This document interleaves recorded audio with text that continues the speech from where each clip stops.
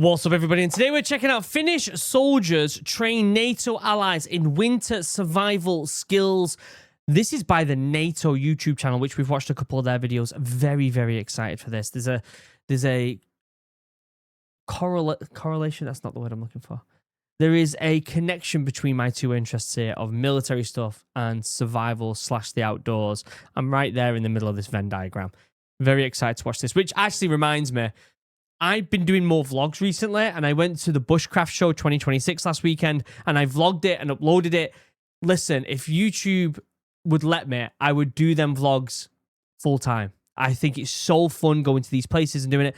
But whenever you do something different or outside the box on YouTube compared to your regular content, they just don't push it and they don't like it. So at the end of this video, you'll see suggested videos, and one of them will be that Bushcraft Show. Go check it out. Anyway, check out Jug, 10% off, link down below for the best drinking vessel in the world. It's been hot as balls here in the UK this past weekend, and this will keep your beverage cold for a very, very long time. Sustainable materials by a small business here in the UK. Free customization, free bag, 10% off, link down below. Go get yourself one right now. Also, check out Morale. I'll be at the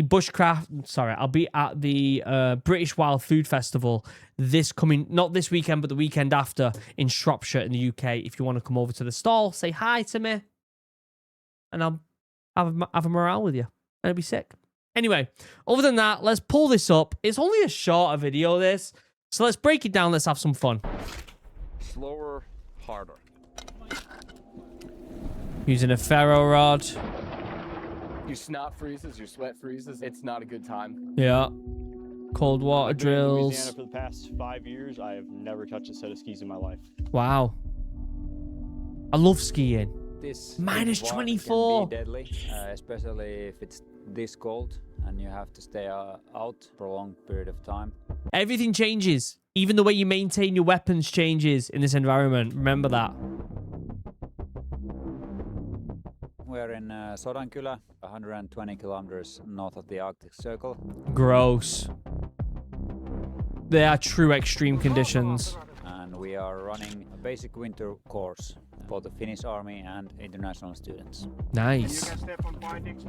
So it sounded like we had some Americans there as well. Wouldn't surprise me if we had some Brits and so on. But great training.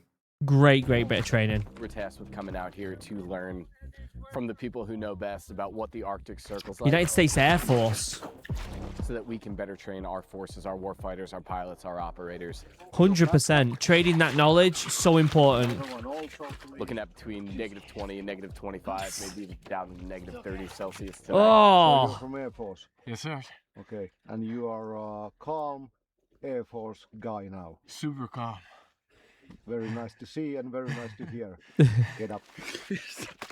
So the Royal Marines, when you do that in Norway, you get out, you say, corporal or sergeant, I am. For me, it was 3006594 Marine Gillings. Permission to leave the Oggin. You get out the water. You do a roll in the snow because the dry snow it takes a lot of moisture off you, actually, which was really cool. Sip of a drink, usually whiskey or port, and then you run and get warm. I think the sense of humor is definitely Oh, something rum. that's international between military members, especially ones that live out in the cold. Yeah. Fire drills here, using ferro rods, learning how to start a fire. The swamps of Louisiana, very hot. Mm. So it's a huge change of pace coming out here in the cold. We start a fire making test. So if you have a fire there, bring all logs here. When you're not doing anything, you're just standing still. It is brutally cold. So Some nice that's the birch importance of, following what the Finns are teaching and layering up properly.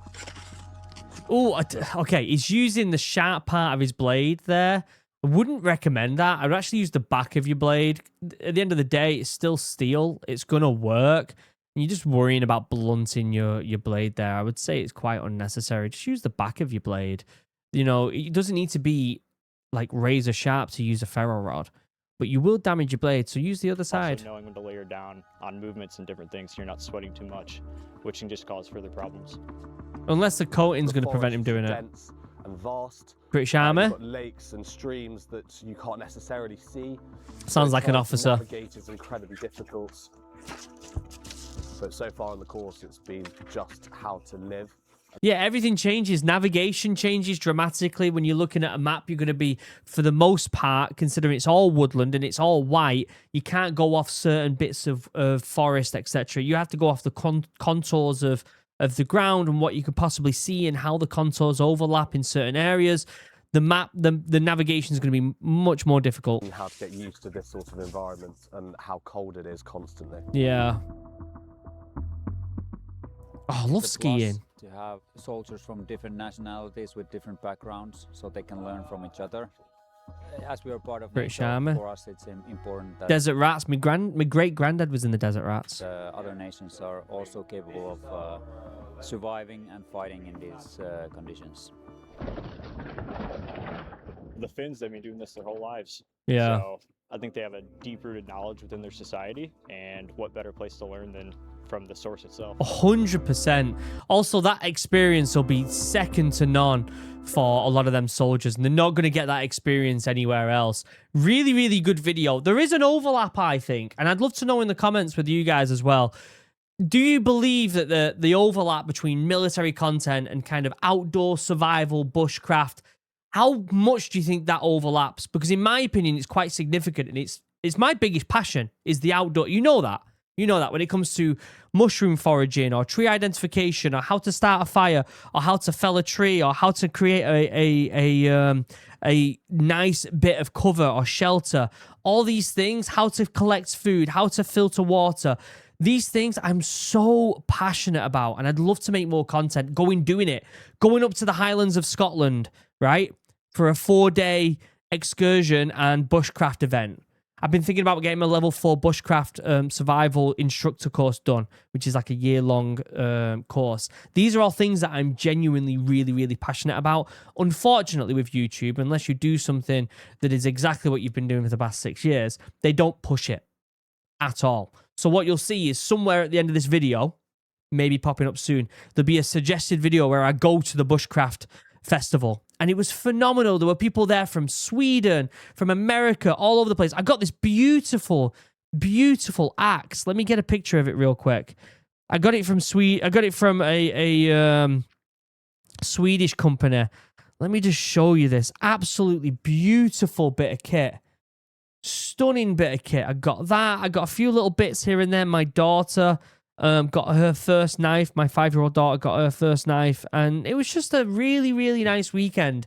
And the vlog was really good. And I'm hoping to get better at them vlogs as well. So you'll see that somewhere pop up. Also, check out Jug, 10% off, link down below if you want to keep your beverage cold for a long time. Also, again, I will be at the British Wild Food Festival coming up next week. I'll be there Saturday, Sunday with my morale stall selling the drink. Other than that, I love you all. Have a wonderful day. Goodbye.